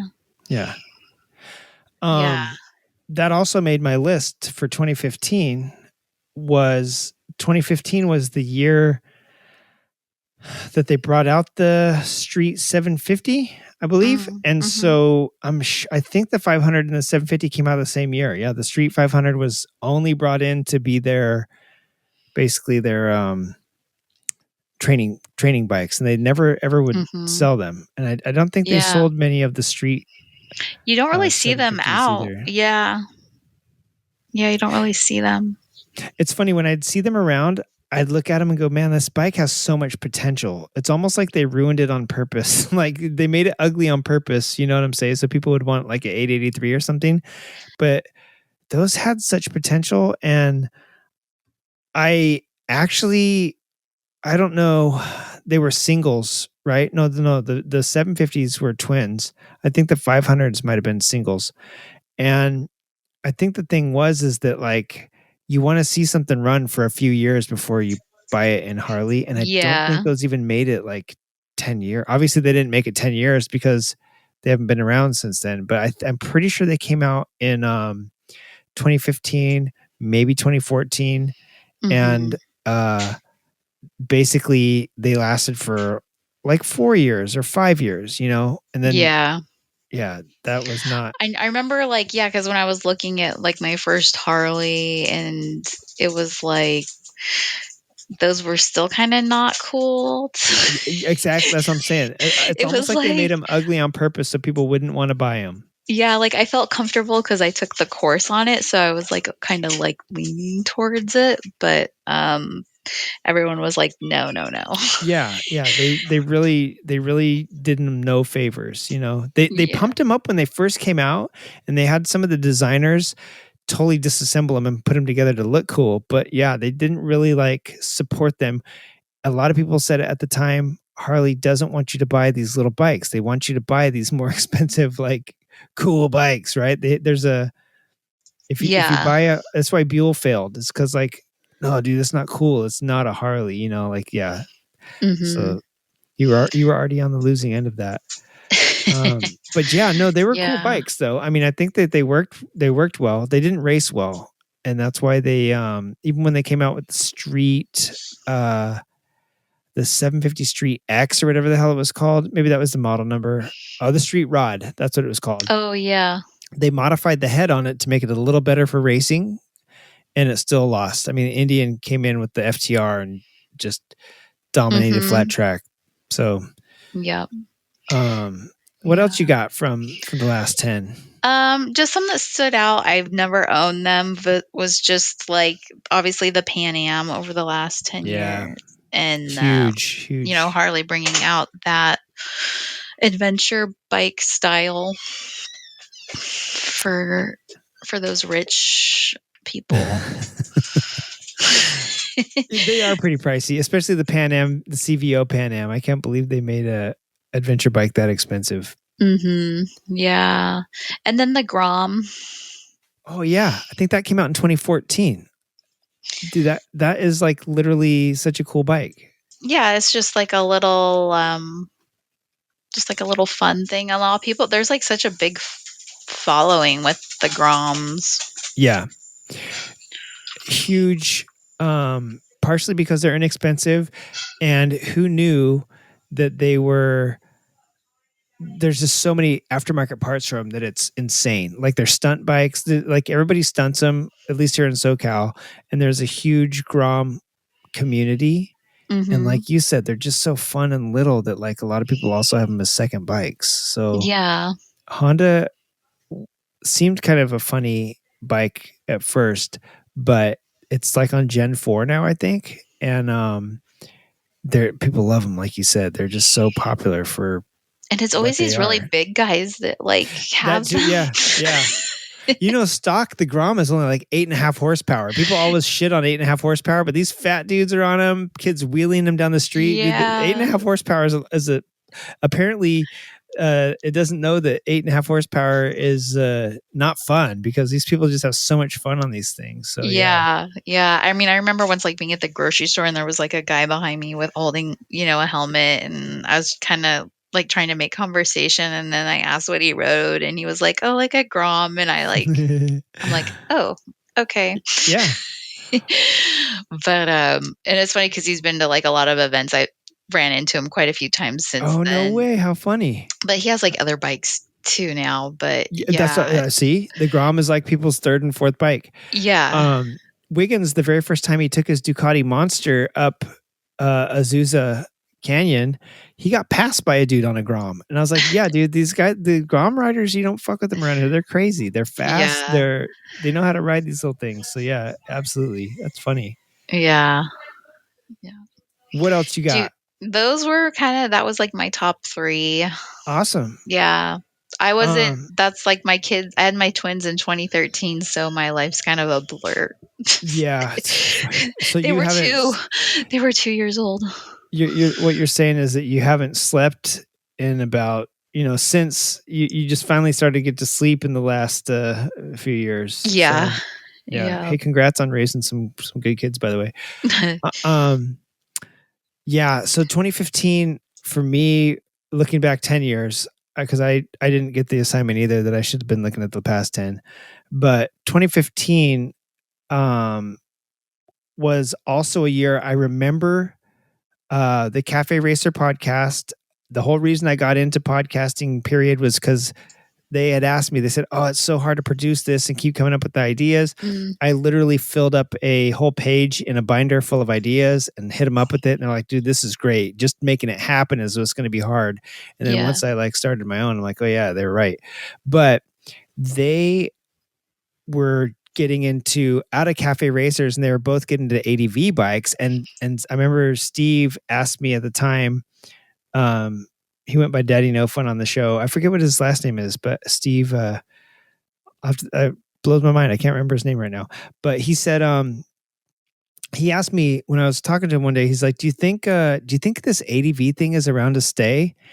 And I was like, yeah, there's plenty of bikes, right? Like with the GS and like the Stelvio and like, I knew BMW obviously was still king of the crop back then, but I was like, there's Triumph Tigers, there's all sorts of stuff. I think it'll be around. People seem to like it. And now it's like ADV is like the fastest growing, and like you said, Harley-Davidson makes a freaking ADV bike now within the last few years. So 2015, flat track took off. ADV had already had its feet in the door for a few years in 2015, probably since the early, because A Long Way Round came out in like 2007, I think. So there was like a good decade where it had been feeding into this, but 2015 was the year everybody thought it would die because it was like nearing the decade, but it only has got bigger since then. Yeah. And naked bikes is something that was around. The GSX S750 came out that year, I believe. The Ducati Monster 821. If it wasn't new that year, it got like redesigned that year. The BMW R1200R, Yamaha's FZ07, and this is before they adopted the MT. I think they didn't switch to MT until like 2018. So this is back when everything was still called FZs. All these bikes were on there, and they specifically made UltimateMotorcycling.com's top 10 list for 2015. So I was like, oh yeah, I forget like all these cool old motorcycles have these sites have archives, right? So I was looking around at what was the top back then, and motorcycle.com and Ultimate Motorcycling, amongst others, listed the Indian Scout as a top contender for 2015. I totally forgot that the Indian Scout came out that year. And it was actually motorcycle.com's Motorcycle of the Year that year. Hitting on our theme of motorcycle reboots, it wasn't just the H2 that did it. I think Yamaha's SR 400, well, I'll talk about that in a minute. But the Scout was one of the biggest, and that's the one I think even the NOCO boys will agree with is the biggest legacy fraud, because the Scout was resurrected. The name was resurrected. This new Indian company is nothing that the old one was. You know what I'm saying? Yeah. Polaris owns them. And they pull out the Scout again. And the Scout was a name that started back in 1920. And way back then, the Scout was labeled Indian's most important motorcycle and the best one the Indian had ever made back in those days. So now, fast forward to, 2020, in 2015, they pulled the Scout out again, and it was an instant hit. I do remember that I went to the Super Prestigio in Vegas, and there was a lot of pro flat tracker guys, and I remember Tor Drake, who puts on the One Show. He won the Indian Scout they were giving away that year, and there was a few guys flat tracking him too. He won an Indian Scout, and I think the next year he started the One Show, the One Show I think is going on 10 years. So yeah, so he must have won it and started the One Show that year, because I think this year was the 10th One Show. And so yeah, crazy that all that went down that year. And one more thing that got rebooted, just like a bad movie, in 2015 was the Ducati Scrambler. And that bike plays off of a name that Ducati floated around on their 125s and 450s way back. They were single cylinders way back in the 70s, late 70s, I think. And then the SR 400, I mentioned that one, but technically that one wasn't a reboot.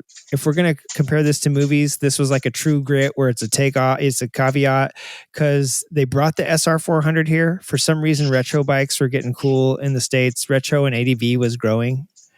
And so yeah, let's bring back the Scout. Let's bring back the Scrambler. Let's bring the SR 400 over. A lot of people had talked about it, and it's been in production in Japan from 1978 to 2021 is when its production run was. So they really didn't. It wasn't a retro. They just brought it over to the States for a couple of years. And then it didn't sell well.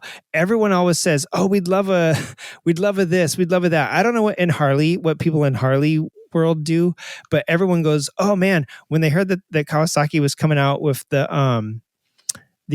400 RR, they're like, "Oh, an inline 4. Oh, we want like an old inline 4 that's a small displacement like that, like this back in the old days." Well, now that they're out here, I doubt anyone's bought one. You know what I'm saying? Yeah.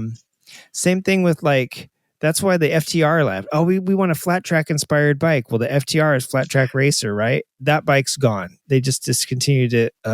Didn't make it for this year because nobody's. Well, now there's bagger racing. Right. Now there's bagger racing. So who needs an FTR when you can go buy a Challenger or, a Road Glide? And so all these bikes that people say they want, basically the FTR was like Indian's version of the Bronx that we never got from Harley-Davidson. And turns out people really don't want it. You think you do in your mind, but that's why these bikes come and go. The SR 400, people talked about it for years. When it finally got here, they're like, forget it, right? So 2015 was a huge year because of that, whether you're talking about the Scout, the Scrambler, the Triumphs. I mean, 2015, I led this off with Triumph as the master of the reboot, and then I totally forgot to list what Triumphs came out in 2015. But I do remember that that was a huge year for Triumph as well, if I remember correctly. They came out with some of their new Speed twins, I think. Royal Enfield, I think, released the. They didn't have the Interceptor yet, but they had just said that they were going to be opening up a North American headquarters, like in that year, 2014 or 15, and boom, you get the. Royal Enfield's coming out, and the Himalayan makes some news a couple of years later. So 2015 was just a huge, and huge year. The Super Cub. Yeah. Too. The Super, from cute. Honda. Yeah. Yeah. That one probably in 2015, I don't think it had celebrated. Or maybe that was, production numbers yet. But I do remember it was like 2016 or 18. They had hit like 100 million worldwide. And so that bike came out, and maybe it was 2015 that the Super Cub came out. It might have been 14. Yeah. I remember when it came out because the Africa Twin hadn't come out yet. So maybe it was 14 or 15. Africa Twin came out in 16. I watched my old video of when it was unveiled. But yeah, so it was a great year. The Bolt had just got released in 2014, I believe, from Yamaha. Yeah, I remember that. That's a ripoff Harley, you know what I'm saying? So because it was kind of like the Bolt, like as far as new rider kind of cruiser stuff, it was like kind of between the Bolt and the Rebel. And yeah, the Bolt was a 950. I think when it came out, they were like bragging about how it could whip a Sportster 1200 or the 883. I forget which one it would match up. Probably the 883 if we're looking at weight and horsepower. And it was like, here's Yamaha's like, think of that. Back then, Yamaha had like the Raider and God, I can't even remember all the Striker or something like that. Like Yamaha had some pretty crazy cruisers and like Harley competition, but who's buying metric cruisers? You know what I'm saying?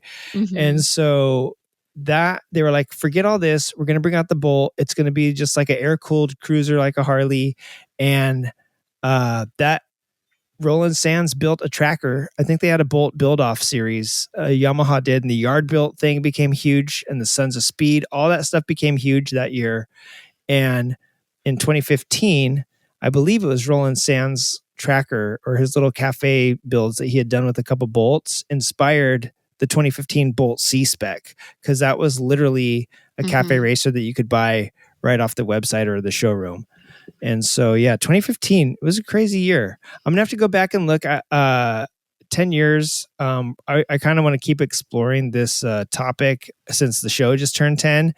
Go back and look at what's changed now. Like we'll look back at like lane splitting. That's legal in so many places now. And when we first started, it was like not. SITS, which is connected or cooperative intelligent transit systems. That was not a thing. Well, that was a burgeoning thing back then. But now we're kind of actually seeing this with AI and with ADAS coming onto cars. We are actually seeing a connected system. We just haven't connected it to the infrastructure all the way like they have in Europe. Yeah. So that's something else that when I first started the show, I was like, oh my God, like this is the future. It still hasn't happened yet, but we are moving toward it. Brown seats, that's something else that was really popular in 2015. And that one we may revisit. But yeah, there's a few things that happened way back in the day that I want to keep track of and see how far we actually have come, because I feel like motorcycles are turning to shit lately, to be honest. They're just getting more technology that doesn't really do anything. They've marketed, there's only so much you can say, like, you're going to have a good time on a motorcycle. Yeah, everybody knows that, you dummy. So I just want to see like kids getting into it and young people getting into it. And I don't think people are doing a good job of that. So that's, I want to look at that stuff too, and just talk about the last 10 years and look forward and say, hey, how far have we actually come? But that's all I got. And I don't know, your list was very good and covered what I actually said, which should have been, the last 10 years of bikes. And we'll have to do that before this year's over. We'll have to do like, what are the best bikes of the last decade? And we'll have to do a top 10 list that none of the other podcasts can touch. We'll copyright it so that they can't infringe on it. But that's all I got. Do you have any weird updates or news or anything that is going on? I don't. Yeah, me neither. Fuck this shit. Yeah. I don't know. I feel so lame. Yeah. I need to go do something. Yeah, I need to go do some bike stuff. Actually, this is kind of lame. Like, it's like cool, but lame. Is we bought like an enclosed trailer. Oh, yeah. Kind of not really, though, because it's like, so if we wanted to trailer our bikes, like, and then do a trip, we could do that. But that's kind of lame because then you're not riding as much. Yeah. But we also got it for like storing them in. But listen, now you can actually go to a bunch of places and lock them up. Like you can do further road trips is how I see that. Actually, I don't see that as a negative. Yeah. Just like be more refreshed when you get there to actually ride. I don't know. Yeah.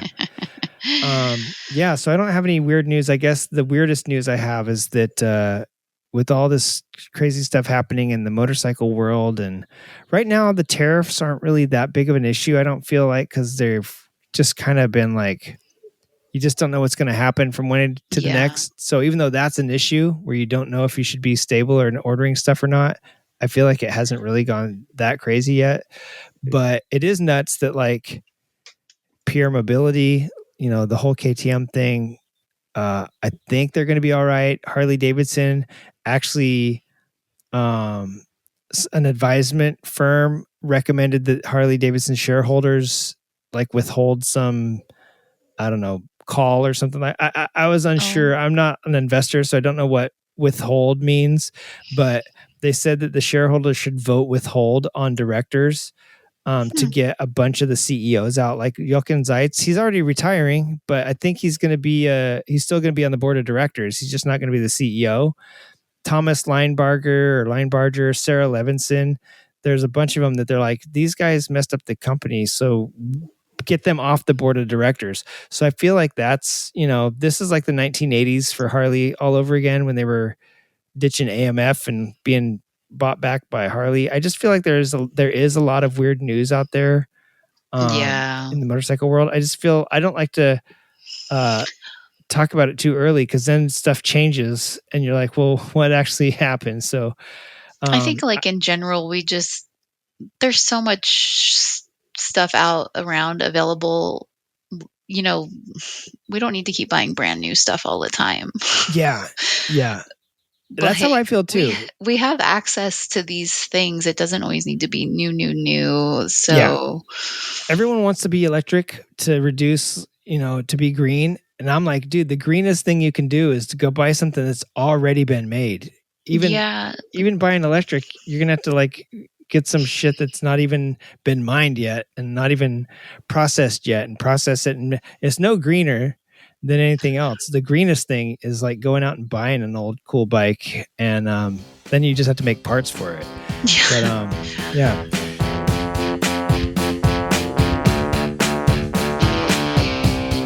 All right, everybody, it is Junk. I am coming to you guys from my private plane, so I hope this audio sounds good. I hope you don't hear the engines whining. I'm on my way to Mermaid Festival, so I will see you there if you're going to be there. And Mermaid Fest 2025 is going to be a blast. I'm the mermaid on the motorcycle, so there you go. Hey, I wanted to give a shout out to our friend Jonny Roundtree. His name is Jonny JONNY_Roundtree. It's Roundtree without a D, and he's going on a trip. He sent us an email a while ago, and I'm going to read you a little bit of it. It says, Sir Junk, I hope this email finds you well. It's been a bit since I've given you and the show an update on some future plans. But, as you know, this year's a big year for him. And he's got this crazy idea an effed up idea to ride to New York City and back. He says he has two close friends that live in Tennessee and Kentucky that he'd promised he'd come see. And it's a weird thing that he says he must have because he doesn't, if he's going to go that far, he figures he needs to go all the way to the East Coast and put his toes in the Atlantic Ocean. He's never been to NYC, so I figured let's shoot for the moon and make this attempt. He's a fly by the seat of his pants kind of guy, and he didn't realize that, registration, insurance, basically a bunch of things are due the day that he's going to roll out, or the day before he rolls out.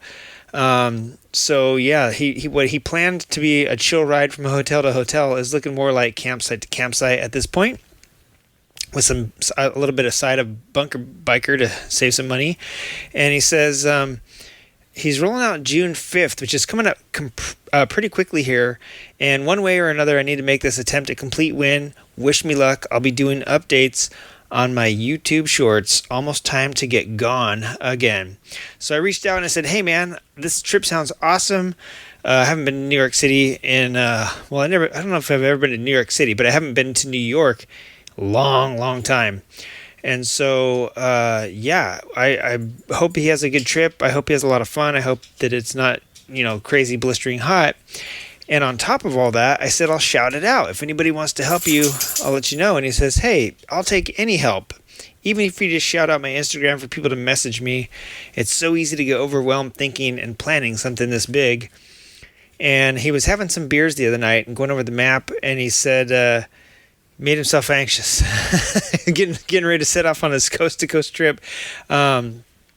He said, it's too much when you're looking at the entire USA, which I got to say is huge. You could drive across Europe and back, and it's not even as big as the US. So yeah, I get it. He says, I know the key to getting through this is to take it day by day, and with all the road karma I've acquired over the last couple decades, I should be fine. Literally, the funny thing is that every bill for the year is due the day before I roll out. So That's what this all year's work has been aimed at, though. He's due to leave Cali on the 5th. Piece grease and flannel with fleece. I'm going to say, if you guys have a location that he can stay at, something good, somewhere that he can stay, of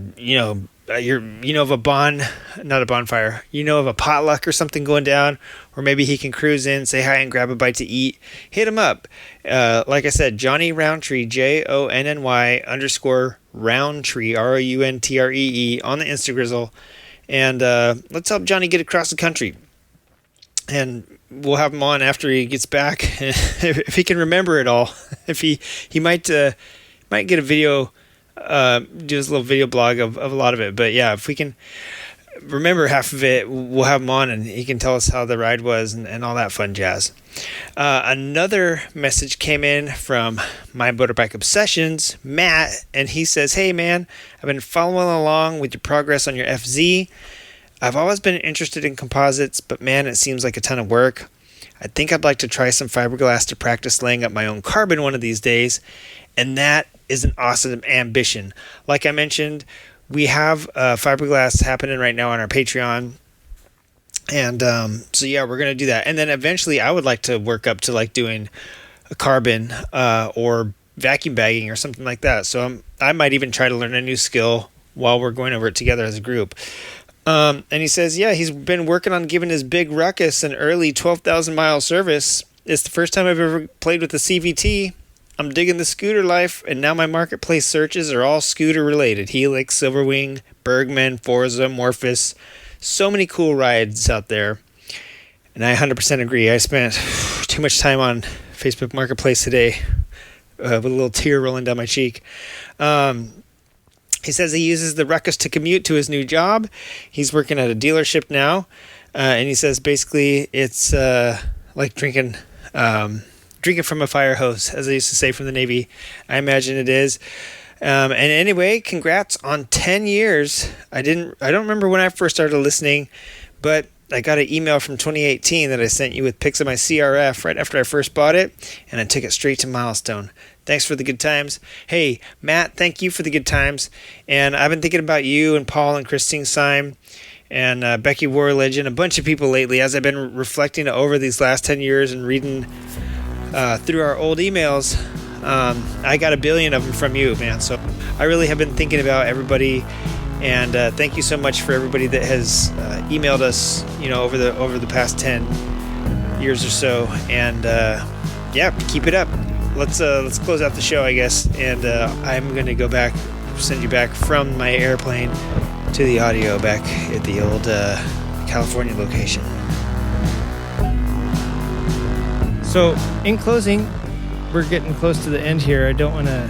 Yeah, we're almost at 2 hours. I love when you're on the show because it's so easy to talk, and you have such good ideas and input. Thank you so much. I try. The challenge that I have for you guys is to leave a review, and if we said the word of the week, let us know. Tell a friend about the show, and if you want to learn some fiberglass, head over to Patreon. It's not when the videos go live and you can pay for them, they'll be up there. And I did want to say thanks to a few places around before we bail. I haven't looked at the numbers lately of where we're coming, who's coming to us actually. And I just wanted to say thank you. Oh my God, I got to get my legs cramping up in this pile of beer cans that I'm standing in. I wanted to say in the last month or so, Des Moines, Iowa has been listening like crazy, and so has Phoenix, Fremont. I don't know where, dude, there's so many towns. It doesn't tell me what state. So Fremont could be California, could be Fremont, Maryland. I have no idea where the fuck Fremont is. But yeah, I was afraid that we had lost a bunch of our international listeners because the map used to be just all over, and now it's pretty gray except for the US. And I was like, oh no, the people quit listening because of the tariffs. So turns out maybe the YouTube video of the podcast too. Oh yeah, I forgot. Yeah, we put out YouTube. It's takes a little bit. Sometimes it takes a week or two. It lags behind, but the whole reason that the president wanted us to do it, they read this report on podcasting.com or whatever, whoever the president, gets their info from. And it was saying that some people, it's easier for them to listen to podcasts at work because they just put it on, they search it up on YouTube and then just let it play in their headphones while they work, because they have like anti-phone policies. You're not allowed to have your phone sitting out. You have to have it locked in a drawer, or you can't, have earbuds in or whatever. So they just find it easier to listen on YouTube on their workstation and just let it play in the background while they blab. So yeah, thank you for that. And that's why we're putting them out there for you.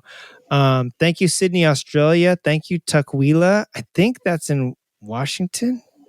I actually have no idea where Tukwila is, but Indianapolis, I was surprised. Singapore, I was very surprised to hear from Singapore chiming in.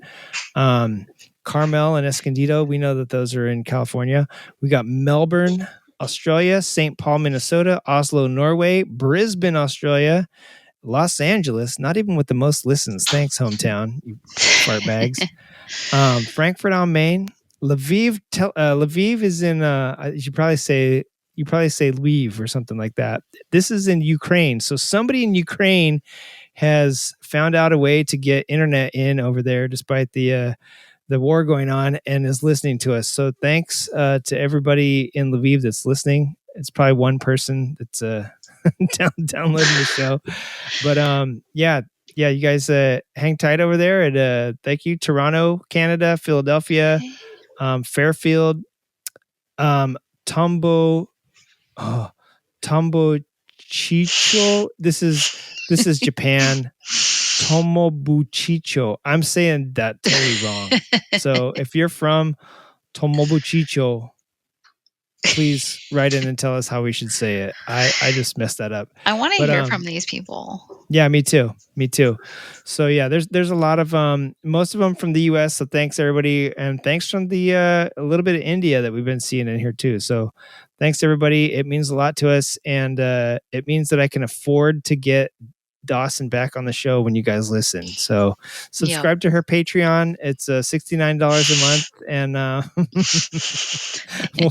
we'll catch you on the next show. Hey, where can they get you if they want to check out your Instagram, see where you've been riding to, and just message you about random crazy stuff? Instagram, you can find me at Dawson's with a Z Freak. Dawson's Freak. That's right. And you can find us at Creative Writing Podcast. You can find us at Facebook there as well. And if you want to email the show, it's in the show notes for this. If you're hearing us and for some reason it's on YouTube or something where the show notes aren't there, it's creativewritingpodcast@gmail.com. And check us out, creative-writing.com on the webs. And go to Patreon, patreon.com/creative writing, and check out our stupid vids. And when they become available, you can watch them. Hey, thank you so much. You've almost spent 2 hours of your life ruining it, losing IQ points for every second you spent with me. But thank you. This has been fun. And next time, hopefully we can do this in person with a few more people. Yep.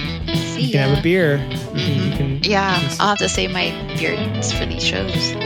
Exactly. All right. Well, we'll see you on episode 364 next week. All right. Bye, everybody. Bye.